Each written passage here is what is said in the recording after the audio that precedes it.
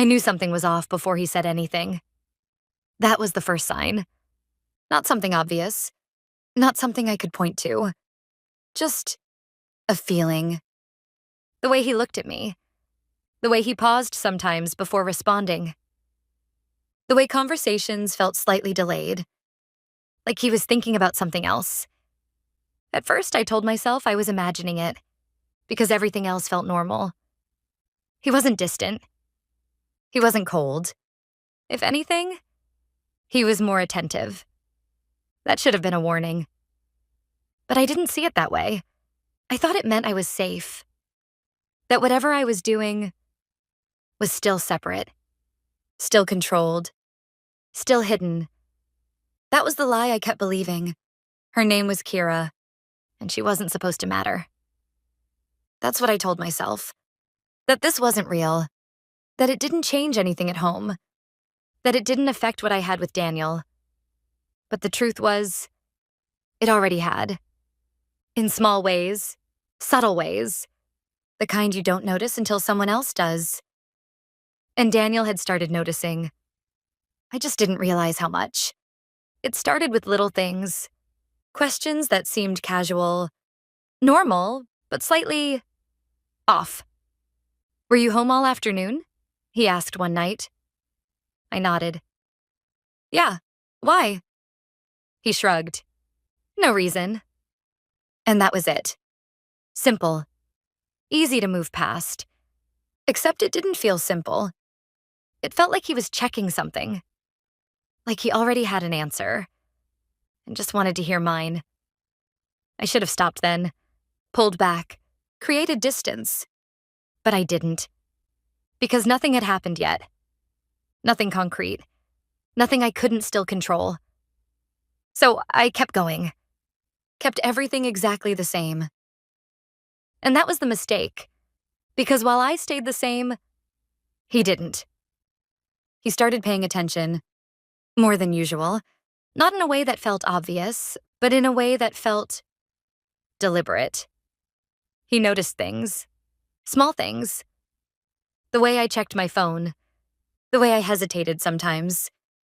The way my answers didn't always match perfectly. I thought I was being careful. But careful isn't the same as invisible. And Daniel was putting things together. Piece by piece. Quietly. Without saying anything.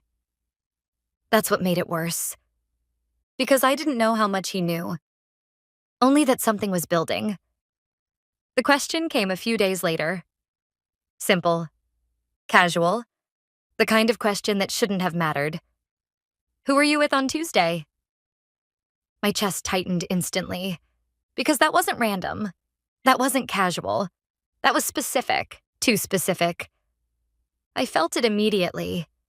That pressure. That moment where everything slows down just enough for you to realize, this matters. A lot. "No one," I said. Too fast. Too automatic. And the second I said it, I knew. That was the wrong answer. Daniel nodded slowly. Not surprised. Not confused. Just confirming something. "That's what I thought," he said. And that's when it hit me. Hard. Because that wasn't a reaction. That was a conclusion. "What does that mean?" I asked, trying to regain control, trying to pull things back into something manageable. Daniel leaned back slightly, watching me.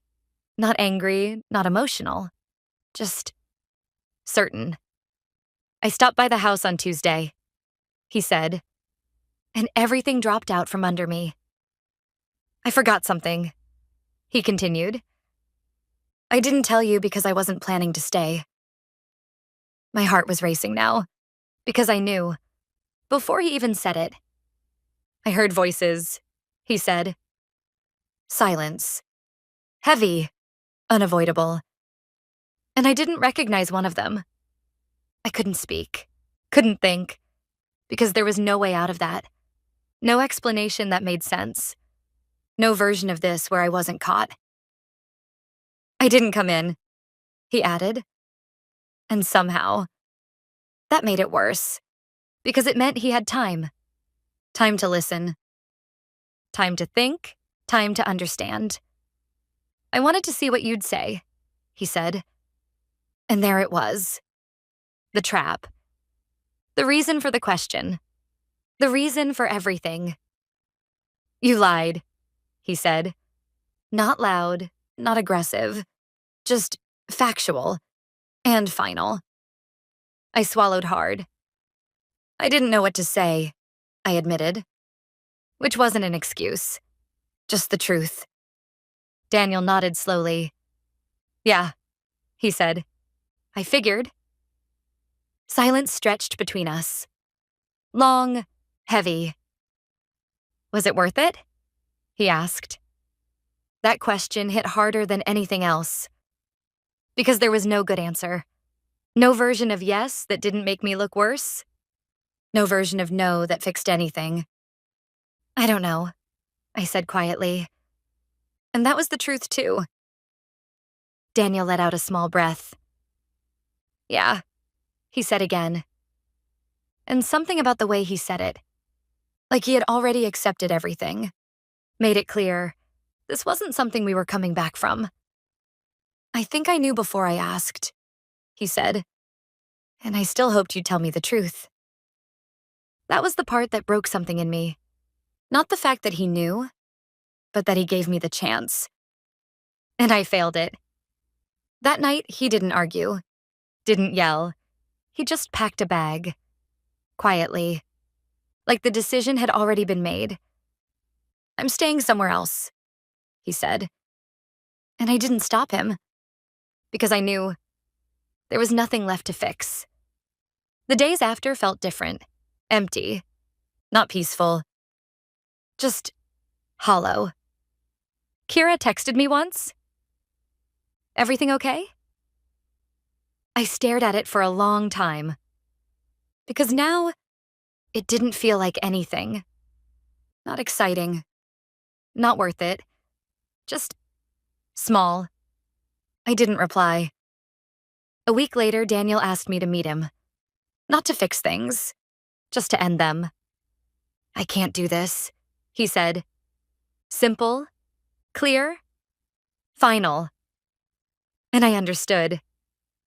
Because I knew if it were the other way around, I wouldn't be able to either.